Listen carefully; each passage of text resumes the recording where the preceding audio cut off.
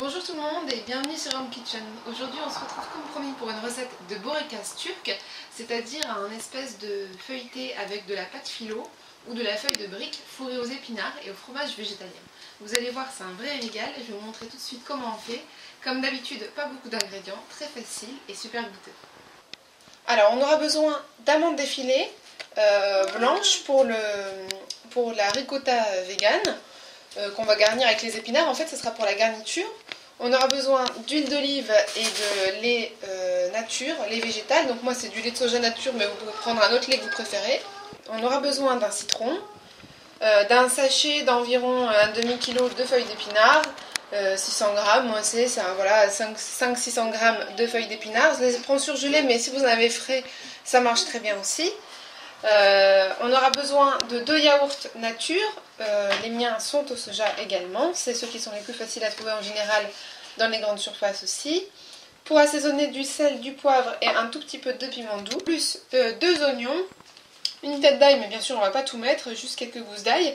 Et moi j'ai pris 2 paquets de feuilles de brique, il y en a 8 dans chacune, mais si vous trouvez de la pâte philo, c'est tout aussi bien, ça marche avec les deux. En général, c'est quelque chose qui se fait soit avec de la feuille de brique, soit avec de la pâte philo.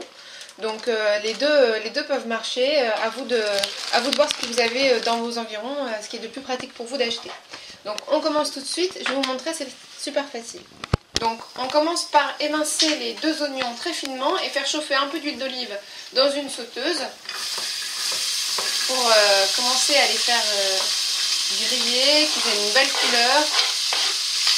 En fait, on va essayer de parfumer notre farce avec de l'oignon, de l'ail, des petites épices. Et ensuite, on va mettre nos feuilles d'épinards. Et on fait de même, une fois que les oignons ont commencé à colorer, on va faire de même avec l'ail. Donc, une fois que les oignons sont bien translucides, on peut rajouter l'ail parce que l'ail, ça va cuire un petit peu plus vite. Et si on rajoute là maintenant, il va trop griller. Donc attendez qu'ils aient sué. Donc maintenant que les oignons sont bien colorés, je rajoute 4 gousses d'ail que je hache finement. Donc là on peut voir que le mélange a bien compoté.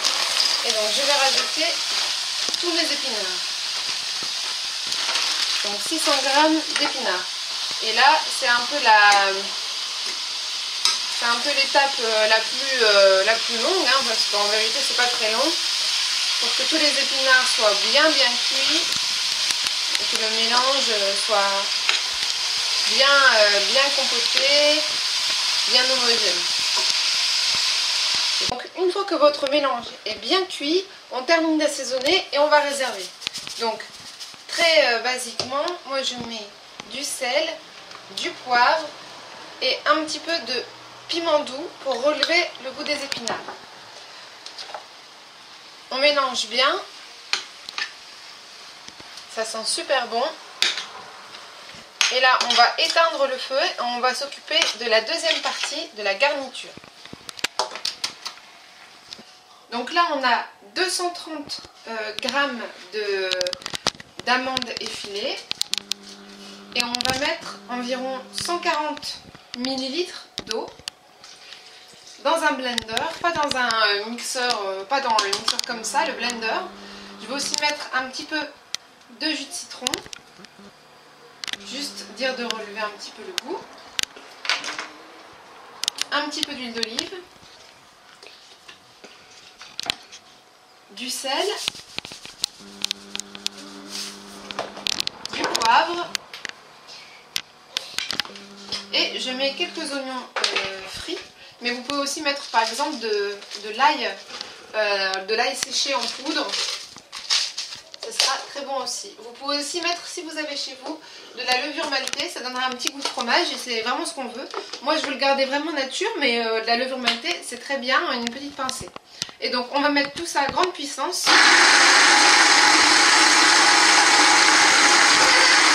Donc une fois que tout est bien mixé, ça donne un mélange assez crémeux, ça doit pas être liquide du tout, bien plus consistant qu'un hummus ou quelque chose comme ça. Ça ressemble du coup à de la ricotta, hein. C'est crémeux, c'est blanc, c'est très très bon. Moi j'ai rajouté de l'oignon séché pour encore plus de goût. Vous pouvez rajouter de l'ail en poudre. Par contre, petite astuce que j'avais à vous dire, si vous avez un mixeur moyen, on va dire comme moi, et que vous n'avez pas Vitamix, Magimix ou ces marques qui sont très performantes, il faut simplement, vu qu'il n'y a pas beaucoup de liquide et que c'est ce qu'on veut, c'est un mélange plutôt compact qui ressemble à un fromage tel que la ricotta, il faut plusieurs fois arrêter le mixeur et tourner un peu avec la cuillère, si besoin rajouter quelques gouttes de jus de citron, arrêter et retourner pour pas qu'en fait ça mixte qu'en dessous et que le dessus ne se mixte pas. Il faut juste essayer par 2-3 reprises de dégager le contenu au fond et de faire remonter un peu au-dessus pour que tout soit bien homogène et tout est bien mixé. Et ensuite on y arrive, c'est pas non plus la mer à boire. Donc là on a préparé donc notre ricotta vegan et notre épinard. Et maintenant je vais vous montrer comment on procède au montage. Donc on va faire une espèce de mixture pour mettre entre chaque feuille de brique quand on va faire notre montage. Donc on commence par 350 ml de lait de soja nature, mais si vous aimez un autre lait végétal, vous prenez celui que vous aimez. On prend le jus d'une petite canette de pois chiches, les petites, ce qui équivaut à environ 2 œufs. On va prendre 2 yaourts nature, ça va être pour l'onctuosité, pour que ça soit bien moelleux et pas trop sec. Voilà. On va mettre un petit peu d'huile d'olive, comme ça, une petite rasade, et du jus de citron. Donc vous en mettez environ à votre goût, environ un demi-citron. Ensuite on assaisonne, donc le même assaisonnement que pour les épinards. Salez bien parce que le yaourt, le lait, tout ça c'est assez fade. Du sel, du poivre et du piment doux. Vous mixez bien jusqu'à ce que ça soit bien homogène. Et cette mixture d'huile d'olive et de yaourt et de lait, elle va servir à mettre au pinceau entre chaque feuille une fois que après on mettra la garniture. Alors vous prenez votre feuille de brique ou votre feuille de pâte philo, vous allez en superposer 2. Vous allez mettre un peu de votre crème, vous la badigeonnez sur toute la feuille, comme ceci. Donc pendant que vous faites ce petit montage, il vaut mieux commencer à faire préchauffer le four, comme ça vous pouvez enfourner tout de suite dès que c'est prêt. Donc ensuite vous mettez une 3e feuille et là vous allez mettre ici sur le bord, bien plié, un petit peu de la mixture aux épinards et à l'ail, bien épicé. Donc il faut essayer de répartir à peu près. Ça tu coupes. Pas trop remplir parce que sinon le boudin va déborder. Et ensuite vous essayez de mettre un petit peu de fromage végétalien, de ricotta vegan ou feta vegan, on peut donner un peu le nom que je veux, le nom que vous voulez, pardon. Et là on va rouler notre boudin comme ceci, comme un beau rouleau de printemps. Et hop, vous allez le mettre dans votre moule et vous allez essayer délicatement de le tourner comme ça. Et ensuite, on va faire les autres pour arriver à faire un escargot. Donc plus votre moule est grand, plus votre gâteau en pâte philo peut être gros.